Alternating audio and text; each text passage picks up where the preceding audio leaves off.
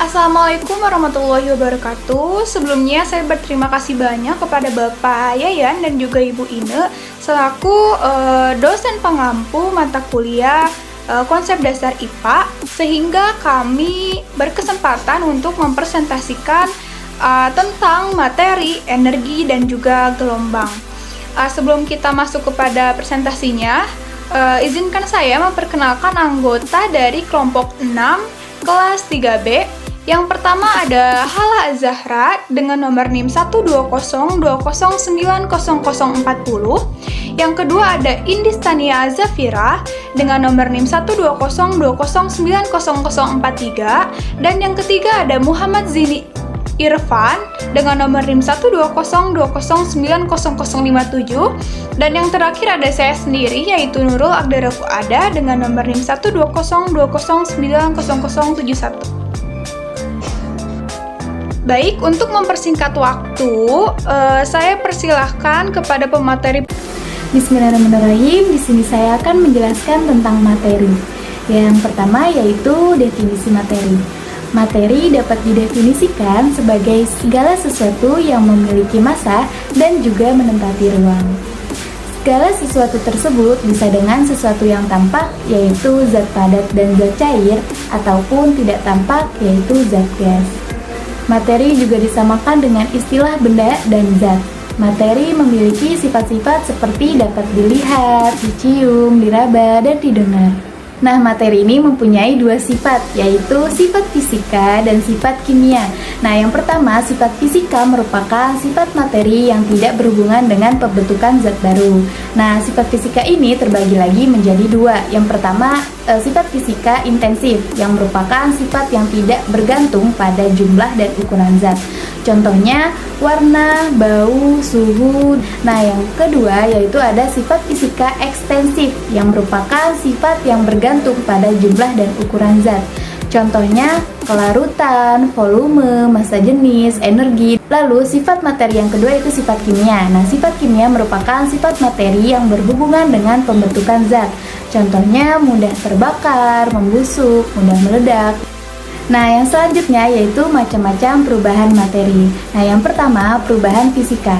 Perubahan fisika ialah perubahan yang tidak menghasilkan zat baru. Maksudnya, unsur-unsur penyusunannya tetap sama dengan zat semula. Perubahan ini hanya terjadi pada tempat, bentuk, ukuran, dan wujud benda. Nah, terdapat ciri perubahan fisika yaitu sifat reversible atau dua arah. Maksudnya, dapat kembali ke komposisi semula walaupun tanpa melalui reaksi kimia. Misalnya, perubahan dari campuran ke zat murni atau sebaliknya. Nah, di sini ada beberapa macam perubahan wujud zat. Yang pertama, menyublim. Menyublim ialah proses perubahan wujud zat padat menjadi gas. Contohnya, pengharum lemari pakaian yang padat. Nah, lalu yang kedua ada deposisi. Nah, deposisi ialah proses perubahan dari wujud zat gas menjadi padat tanpa melalui proses cair. Contohnya, sekumpulan awan yang terjadi melalui proses evaporasi air laut. Nah, yang ketiga yaitu menguap.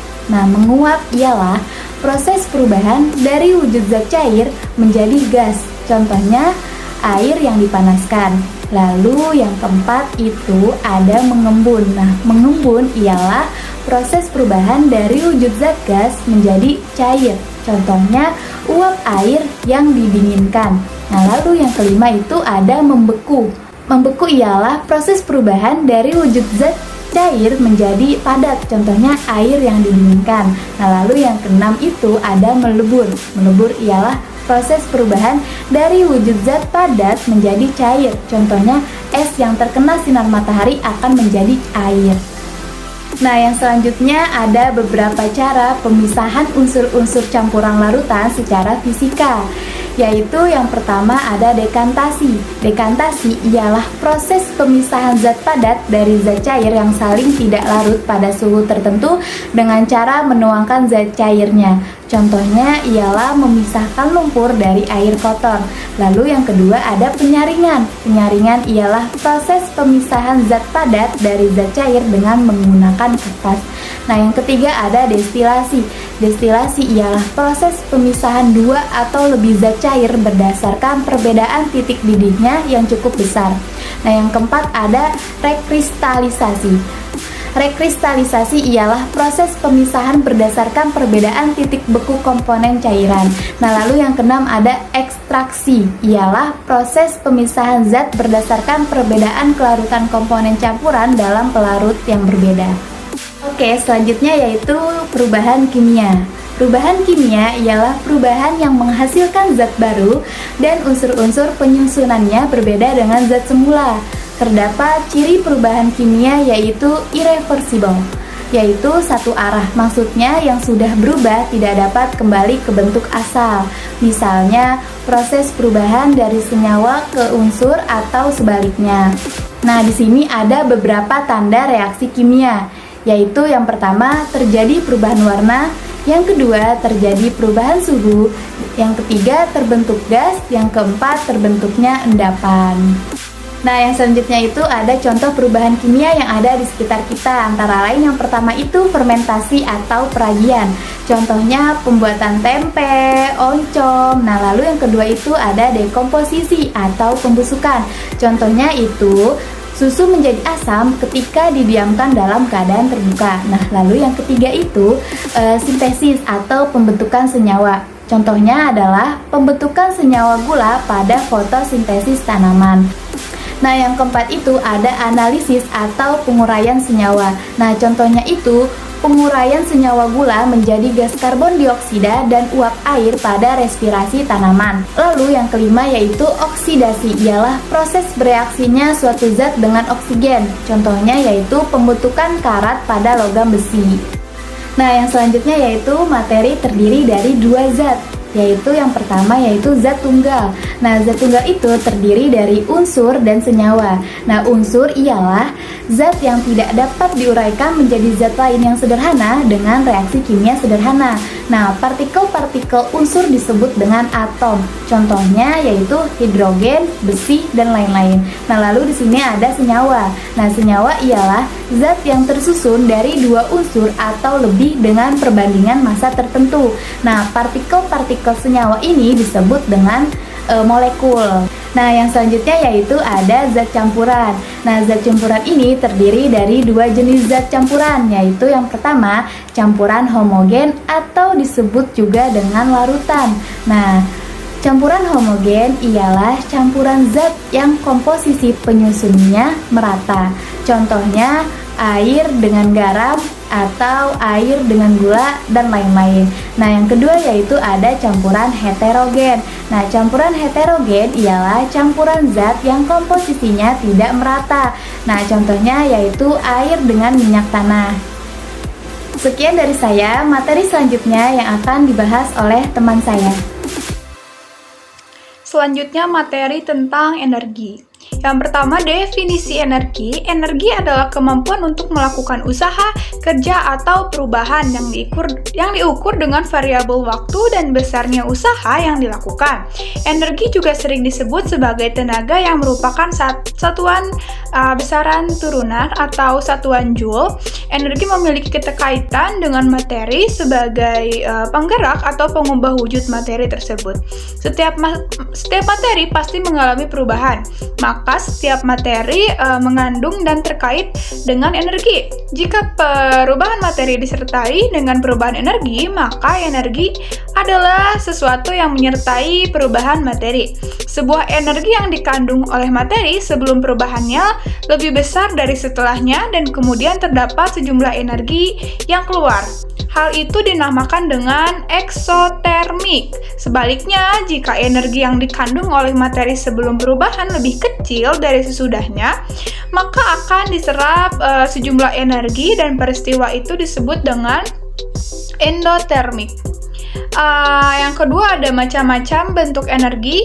Yang pertama ada energi kinetik. Energi kinetik yang dimiliki oleh benda disebabkan geraknya. Semakin besar kecepatan pergerakan suatu benda, maka semakin besar pula energi kinetiknya. Sebaliknya, semakin besar massa benda yang bergerak akan memiliki energi kinetik yang lebih besar.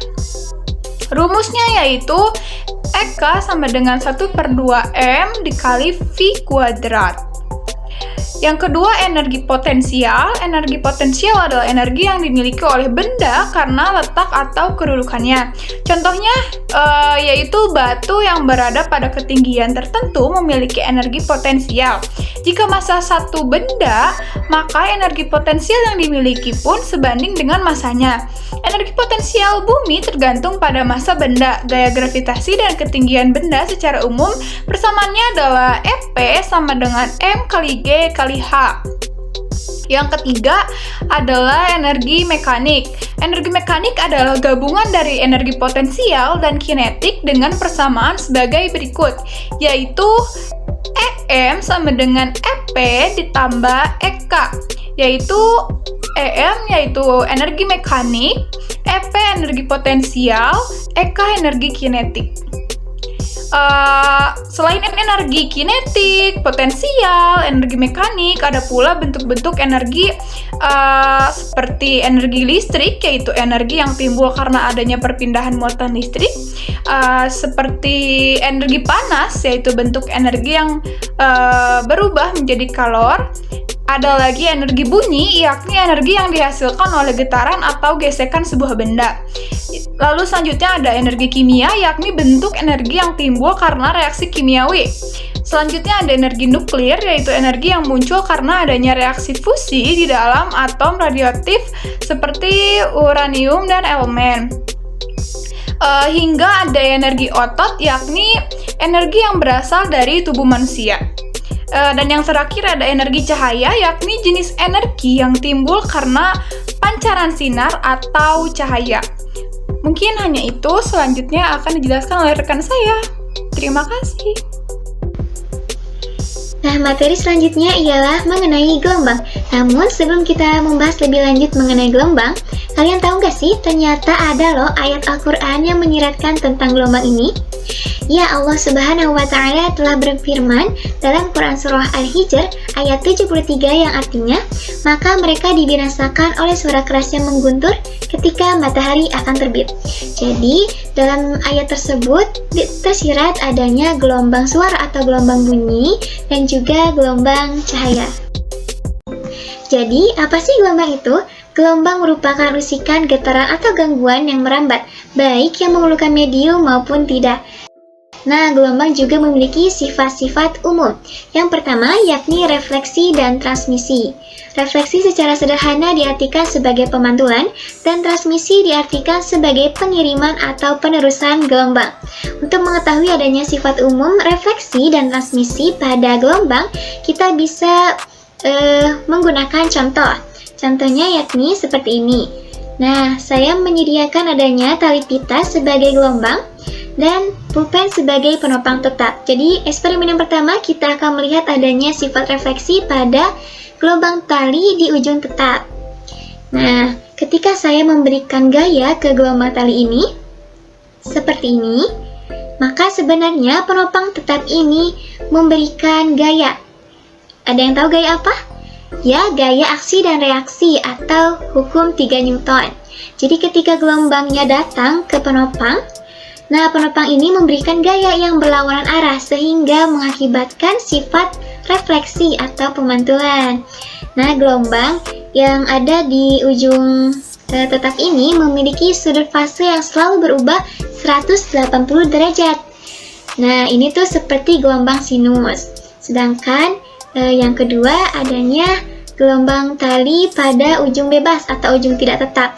Nah, kalau ini kan ujung tetap ya, jadi ada penopangnya. Sedangkan kalau misalnya ujung tali bebas itu, dia tidak memiliki penopang tetap. Sehingga sudut fasenya itu tidak berubah, yakni selalu 180 derajat. Nah, kemudian untuk mengetahui adanya sifat transmisi pada gelombang, kita bisa bereksperimen lagi dengan mengikatkan dua tali yang memiliki kerapatan berbeda. Nah, misalnya tali A ini memiliki kerapatan yang lebih besar dari tali B. Nanti mereka itu akan seperti mentransmisikan dan merefleksikan gelombang.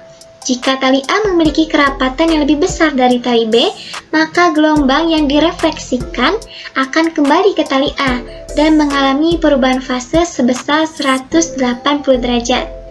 Nah, ketika nanti kan ada tali A dan tali B yang disambungkan, maka ada sambungan di tengahnya ya. Nah, di antara tali A dan tali B tersebut akan terjadi refleksi pada sebagian gelombang dan sebagian lagi ditransmisikan. Misalnya dari tali A, gelombangnya datang ke tali B. Nah, dari tali A itu melewati sambungan sebelum ke tali B. Sifat umum gelombang yang kedua yakni superposisi. Apa sih superposisi itu? Superposisi dapat kita lihat nih dari dua atau lebih gelombang sejenis yang merambat dalam medium yang sama, di mana kedua gelombang itu akan berinteraksi sehingga akan menyebabkan adanya persamaan atau yang kita sebut sebagai rumus. Nah, superposisi memiliki persamaan Y dalam kurung X, T sama dengan Y1 dalam kurung X1, T ditambah Y2 dalam kurung X2, T. Kemudian sifat umum gelombang yang ketiga ialah refraksi. Refraksi diartikan sebagai penyimpangan arah rambat gelombang atau kita sebut sebagai pembiasan. Nah, untuk membuktikan adanya sifat pembiasan pada gelombang ini, kita bisa melihatnya lewat contoh ini nih. Nah, kita sediakan gelas yang berisi air. Kira-kira seperti ini. Dan kita masukkan ke dalam gelas ini sebuah pulpen atau benda apapun ya yang lurus. Kita masukkan. Nah, kita bisa melihat, mungkin di sini tidak terlalu terlihat ya, tapi teman-teman bisa melakukan percobaan sendiri di rumah. Dan mungkin teman-teman juga pasti sudah tahu ya, bahwa di sini ada sifat refraksi yang terjadi, yakni si pulpen ini terlihat seperti bengkok atau patah ketika dimasukkan ke dalam air ya. Kalau dari sini terlihat jelas, mungkin di kamera tidak terlalu jelas. Oke, selanjutnya teman-teman bisa melakukannya sendiri. Sifat umum yang keempat ialah difraksi. Difraksi adalah peristiwa pembelokan gelombang ketika melewati celah sempit atau penghalang. Contohnya, ada seorang guru yang sedang menjelaskan suatu materi kepada siswanya di kelas. Nah, guru ini menghadap papan tulis, tapi sehingga dia membelakangi murid-muridnya gitu. Tapi murid-muridnya yang ada di belakangnya bisa mendengar suaranya. Nah, itu contoh dari difraksi. Gelombang bunyi ini mampu dibelokkan dengan mudah karena memiliki panjang gelombang sekitar 1 meter. Sedangkan gelombang cahaya ini tidak mampu dibelokkan dengan mudah karena ia memiliki gelombang yang sangat pendek atau panjang gelombang yang sangat pendek, yakni sekitar 10⁻⁴ mm. Nah, sifat umum gelombang yang kelima ialah interferensi. Interferensi ini merupakan gejala dari superposisi, di mana dua gelombang atau lebih bekerja sama pada satu titik dan di waktu tertentu. Yang keenam ada polarisasi. Polarisasi ini terjadi ketika gelombang arah getaran gelombang ini mediumnya terpola menjadi satu arah. Sifat ini hanya dimiliki oleh gelombang transversal. Nah, selanjutnya kita akan membahas mengenai jenis-jenis gelombang. Kami akan membahas dua jenis-jenis gelombang. Yang pertama berdasarkan arah getarannya dan yang kedua berdasarkan medium perambatannya. Berdasarkan arah getarannya, jenis-jenis gelombang ini dibagi menjadi dua. Yang pertama ada gelombang transversal. Gelombang transversal merupakan gelombang yang arah getarannya tegak lurus dengan arah perambatannya. Contohnya gelombang pada tali yang tadi sudah kita contohkan. Nah, ini ditandai dengan adanya bukit dan lembah. Dan yang kedua adanya gelombang longitudinal. Gelombang longitudinal ini merupakan gelombang yang arah getarannya sejajar dengan arah rambatan. Contohnya dapat kita lihat pada sistem fluida.